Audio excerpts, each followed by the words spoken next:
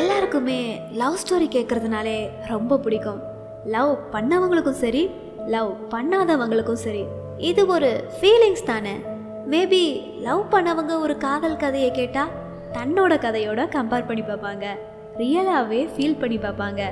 Love பண்ணாதவங்க இந்த கதையை கேட்டால் இந்த மாதிரி ஒரு லவ் ஸ்டோரி அமைஞ்சா நல்லா இருக்குமே அப்படின்ற அளவுக்கு ஃபீல் பண்ணுவாங்க. லவ் பண்ணி பிரேக்கப் ஆனவங்க சே இந்த மாதிரி நமக்கு அமையாமல் போயிருச்சேன்ற அளவுக்கு ஏங்குவாங்க. ஆமாங்க, இன்னைக்கு நாங்களும் உங்களுக்காக ஒரு அழகான காதல் கதையை எடுத்துட்டு வந்திருக்கோம். இரவின் தாளாட்டோட, நிலவின் வெளிச்சத்தோட, தென்றலின் காற்று வீசலோட ஒரு அழகான காதல் கதை கேட்க நீங்க ரெடியா? அதே அழகான காதல் கதை சொல்றதுக்கு நானும் ரெடி. வாங்க கதைக்குள்ள போகலாம். விழிகளோடு விழிகள் பேசும் பார்த்த முதல் நாளே, இதயம் மறந்து இசைக்க தூண்டும் பார்த்த முதல் நாளே, குரலொலி கேட்க என் செவி ஓடியது பார்த்த முதல் நாளே, விரல்களோடு விரல்கள் சேர்க்க என் மனம் விரும்பியது பார்த்த முதல் நாளே, நேரம் கூட நொடியாய் மாறியது பார்த்த முதல் நாளே, என் மனம் விரும்பி சேரத் துடிக்கும் அவனை பார்த்த முதல் நாளே, பார்த்த முதல் நாளே, பார்த்த முதல் நாளே. ஸோ இந்த கவிதை கேட்டது மூலமாகவே நீங்கள் கெஸ் பண்ணியிருப்பீங்க இது ஒரு அழகான காதல் கதை அப்படின்னு. குழலின்ற ஒரு பொண்ணுக்கும் முகில்ன்ற ஒரு பையன் மேலே அழகாய் மலர்ந்த ஒரு காதல் கதை. இவங்க ரெண்டு பேரும் எப்படி மீட் பண்ணிக்கிட்டாங்க, எப்படி பேசிக்கிட்டாங்க, எப்படி பழகுனாங்க, எப்படி ஒருத்தரை புரிஞ்சுக்கிட்டாங்க, குழலிக்கு முகில் மேலே எப்படி காதல் வந்துச்சு அப்படின்ற ஒரு பயணத்தை பற்றி தான் நம்ம இன்னைக்கு பார்க்க போகிறோம். தொடர்ந்து பயணிக்கலாம். அதுக்கு முன்னாடி ஒரு நல்ல பாட்டு கேட்டுட்டு வந்துடலாம். டிபி கஜேந்திரன் அவர்களோட இயக்கத்தில் ரமேஷ் அரவிந்த் மற்றும் ரஞ்சிதா இணைந்து நடித்த பாட்டு வாத்தியார் படம் 1995 வெளிவந்துச்சு. இளையராஜா அவர்களோட இசையில், வைரமுத்து அவர்களோட வரிகளில் ஏசுதாஸ் அவர்களும் ஸ்வர்ணலதா அவர்களும் இணைந்து பாடின பாட்டு தான் நீதானே நாள்தோறும் நான் பாட காரணம். எல்லாரோட மனதையும் கவர்ந்த இந்த பாடலை வாங்க கேட்கலாம்.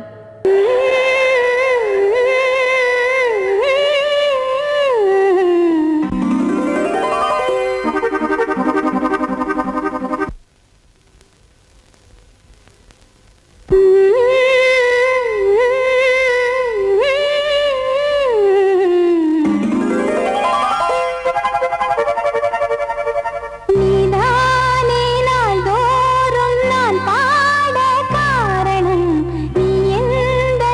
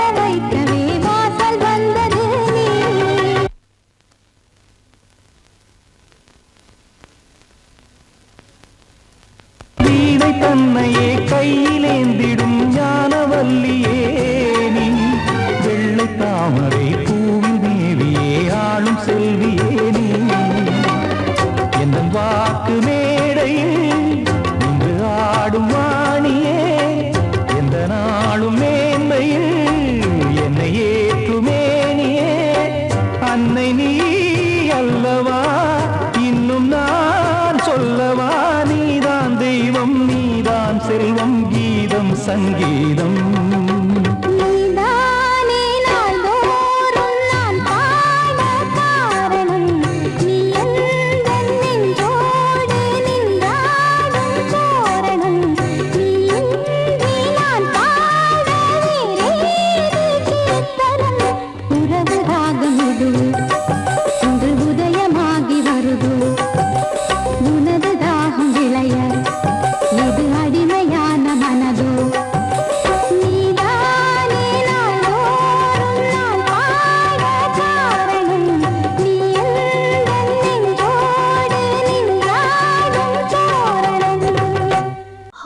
இந்த பாடலை எல்லாரும் ரசிச்சு கேட்டிருப்பீங்கன்னு நம்புறேன். இப்போ நம்ம கதைக்குள்ள போகலாம்.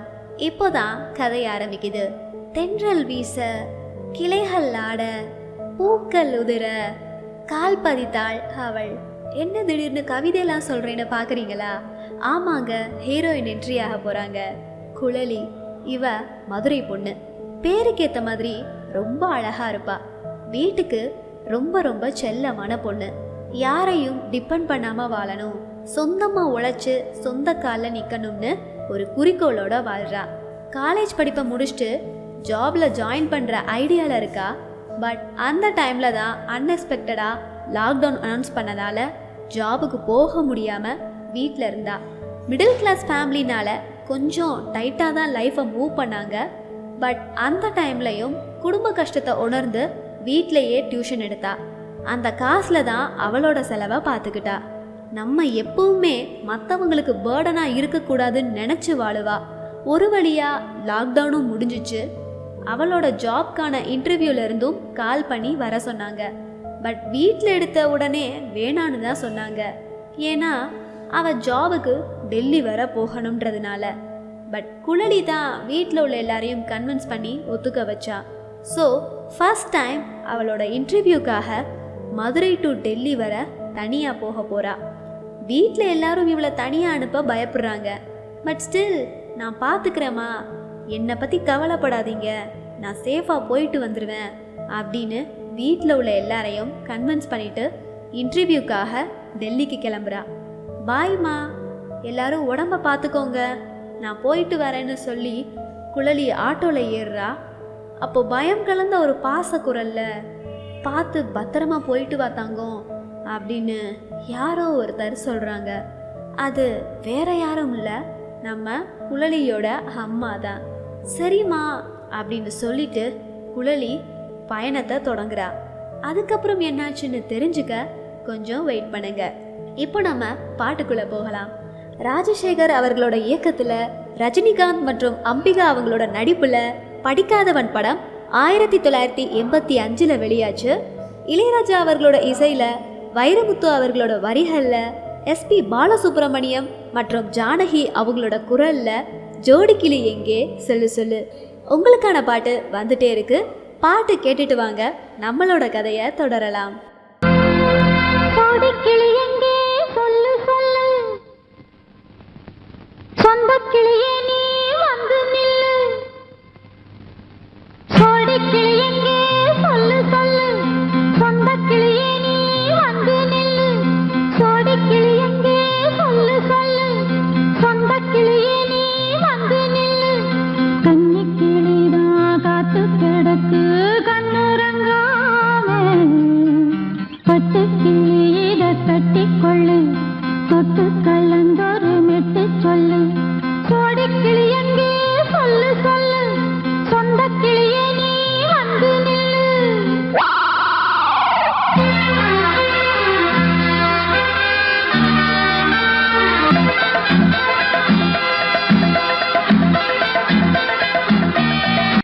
அடியத்த மகரத்தினமே ஆசையுள்ள பெண்மையிலே, அடியத்த மகரத்தினமே ஆசையுள்ள பெண்மையிலே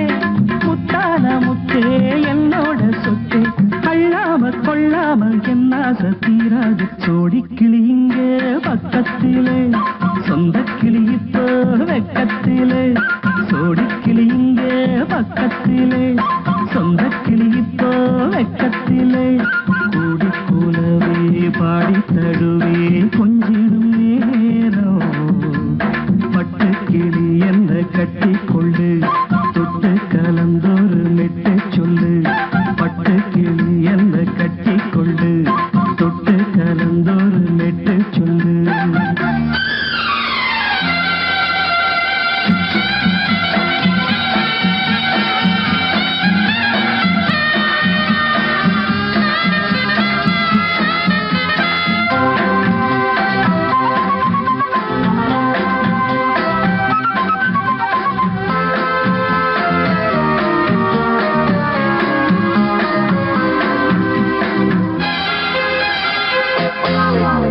ஒரு கர்ப்பிணிய காதலிச்ச கன்னி பொண்ண கை பிடிச்ச அவ கண்ண சச்சா நான் விழுந்தேன் கையடைச்சா நான் எழுந்தேன்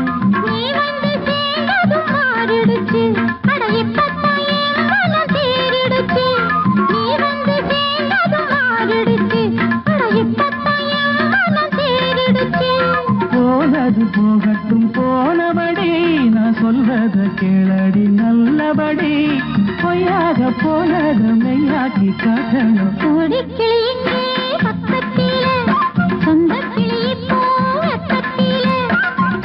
கூலவே பாடி தழுவே கொஞ்சிடும் நேரம் பட்டு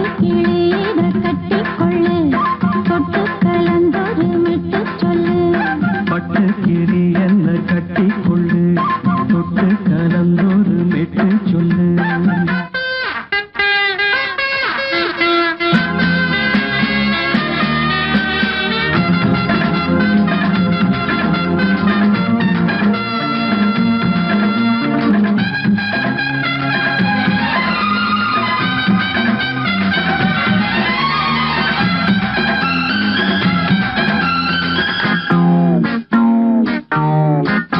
சுண்டு விரல் பட்டதில சுடு ரொம்ப ஏறுதடி அடி சுந்தரியே முந்திரியே ஆதரிக்க வேணுமடி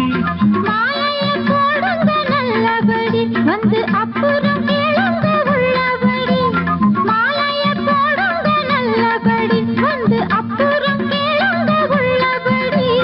மார்கழி மாசமும் போகட்டுண்டி மாலைய தோழல மாத்துரண்டி மச்சான நெஞ்சோட ஒன்னாக சேர்த்துக்க சோடி கிளிங்க பக்கத்திலே சொந்த கிளி இப்போ வெக்கத்திலே சோடி கிளிங்க பக்கத்திலே சொந்த கிளி இப்போ வெக்கத்திலே கூடி கூலவே பாடி தழுவே கொஞ்சிடம் நேரம் பட்டு கிளி இத கட்டி கொள்ளு தொட்டு கலந்தொரு மெட்டு சொல்லு பட்டு கிளி என்ன கட்டி கொள்ளு தொட்டு கலந்தொரு மெட்டு சொல்லு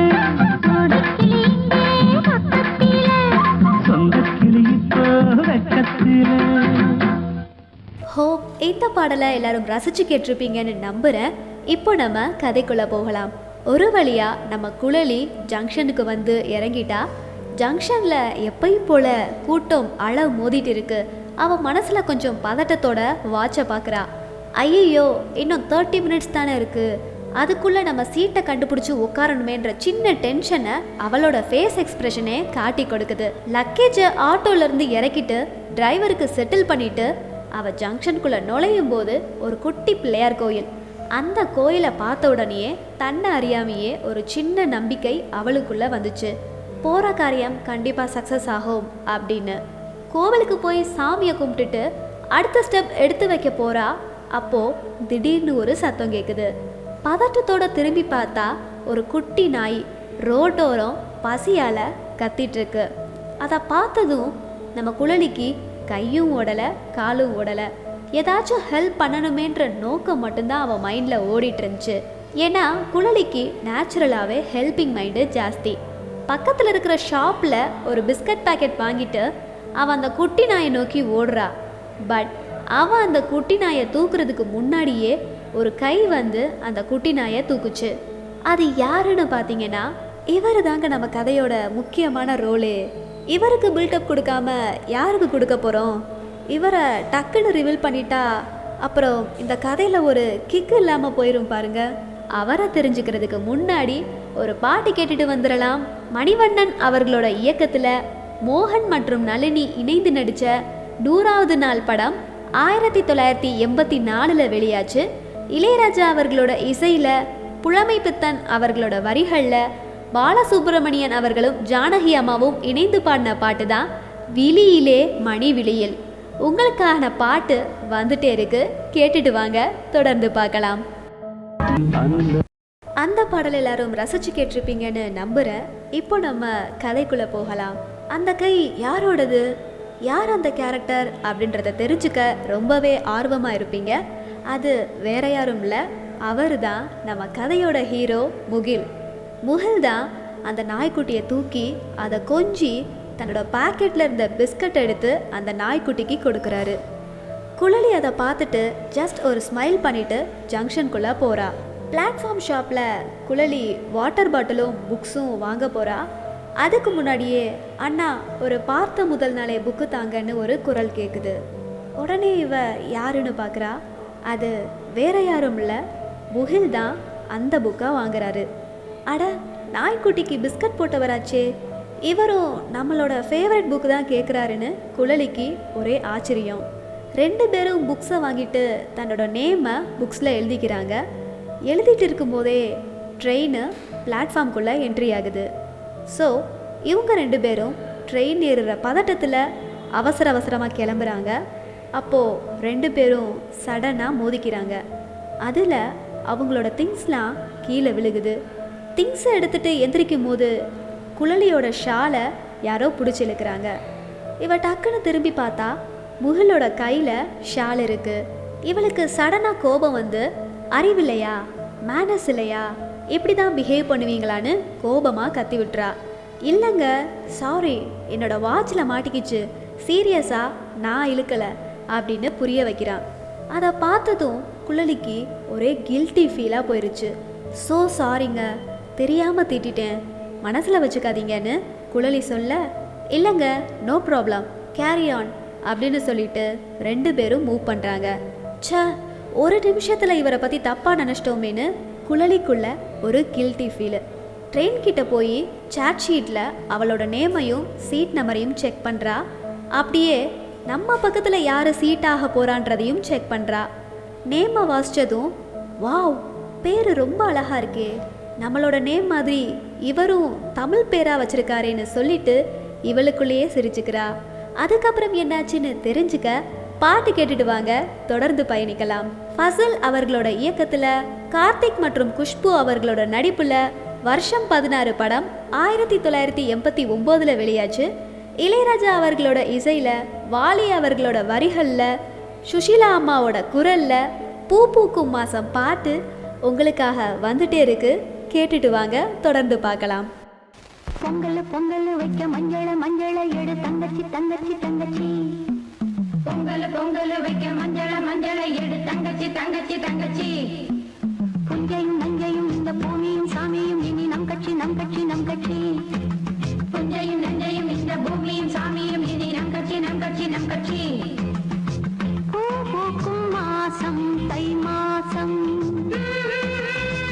ஊரெங்கும் வீசும் பூவாசம், சின்ன கிளிகள் பறந்து ஆட, சின்ன கவிகள் குயில்கள் பாட, சின்ன கிளிகள் பறந்து ஆட, சின்ன கவிகள் குயில்கள் பாட, புது ராகம் புது தாளம் ஒன்று சேரும் நேரம் இந்நேரம், பூ பூக்கும் மாசம் தை மாசம், ஊரெங்கும் வீசும் பூவாசம், பொங்கல் பொங்கல் வைக்க மஞ்சள மஞ்சள எடு தங்கச்சி தங்கச்சி தங்கச்சி, புஞ்சையும் நஞ்சையும் இந்த பூமியும் சாமியும் இனி நம் கட்சி நம் கட்சி நம் கட்சி.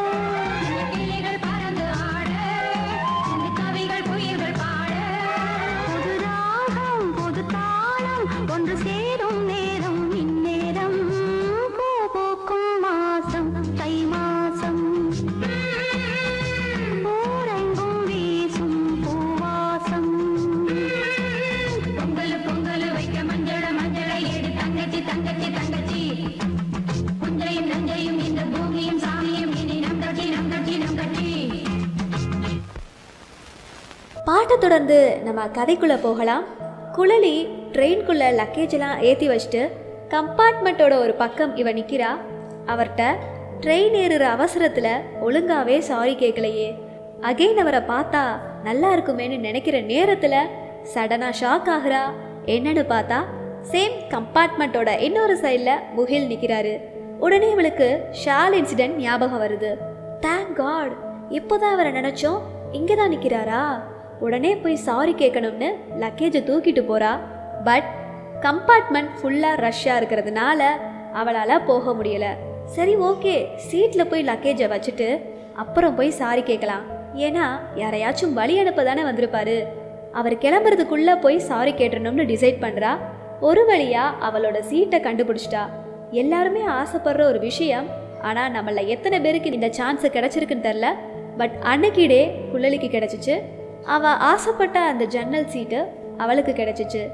அவள் போய் செட்டில் ஆகிறதுக்கு முன்னாடியே அவளோட பக்கத்து சீட்டில் லக்கேஜை வச்சுட்டு போயிருந்தாங்க. அதாங்க நேம் சாட்டில் நேம் செக் பண்ணாலே அவர் தான். இவளும் லக்கேஜை சீட்டில் வச்சுட்டு சாரி கேட்க ஓடுறா. பார்த்தா அவர் கிளம்பிட்டாரு. இவளுக்கு ஒரே கஷ்டமாக போச்சு.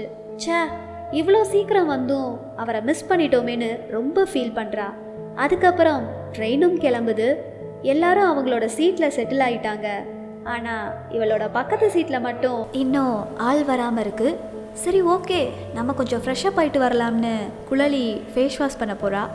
ஃபேஸ் வாஷ் பண்ணுற இடம் வரைக்கும் போயிட்டா அங்கே இருக்கிற கண்ணாடியில் தான் நோட் பண்ணுறா இவ மாஸ்கை ரிமூவ் பண்ண மறந்துட்டான்னு. ஸோ அகைன் மாஸ்கை ரிமூவ் பண்ணி வைக்கிறதுக்காக தன்னோட பிளேஸ்க்கு போகிறா.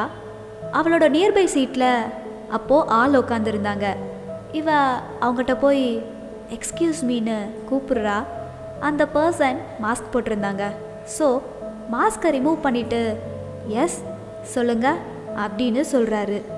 அந்த இடத்துல குழலி ஸ்டன் ஆகி அப்படியே நிற்கிறா. ஏன் நின்றா, எதுக்கு நின்றா அப்படின்றத தெரிஞ்சுக்கிறதுக்கு முன்னாடி ஒரு பாட்டு கேட்டுட்டு வந்துடலாம்.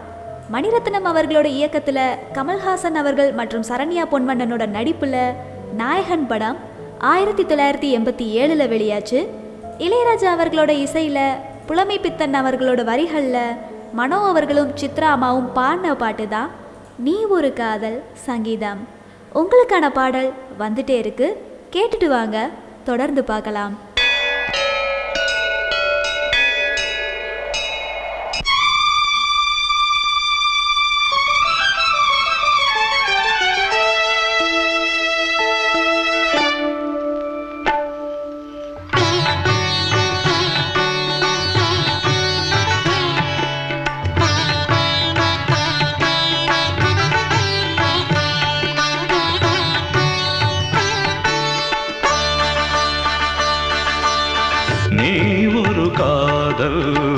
சங்கீதம் நீ ஒரு காதல் சங்கீதம் வாய்மொழி சொன்னால் தெய்வீகம் நீ ஒரு காதல் சங்கீதம் வாய்மொழி சொன்னால் தெய்வீகம் நீ ஒரு காதல் சங்கீதம்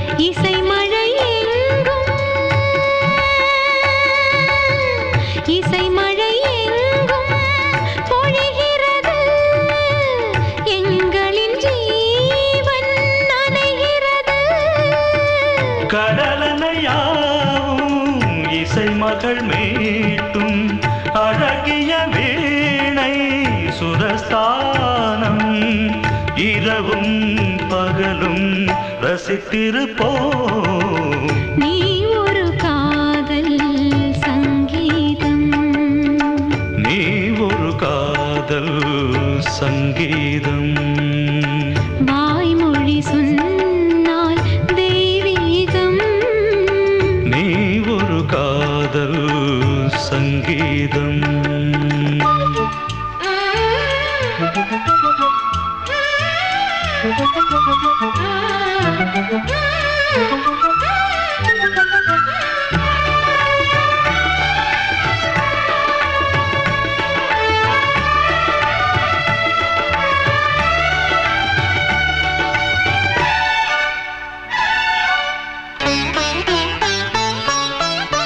பூவை சூட்டும் கூந்தலில் எந்தன் ஆவியை நீ ஏன் சூட்டுகிறாய்? தேனை ஊற்றும் நிலவினில் கூட தீனை நீ ஏன் மூட்டுகிறாய்? கடற்கரை காற்றே, கடற்கரை காற்றே வழியை விடு. தேவதை வந்தால் என்னோடு மணல் வெளியாகும் இருவரின் பாதம் நடந்ததை காற்றே மறைக்காதே. தினமும் பயணம் தொடரட்டுமே.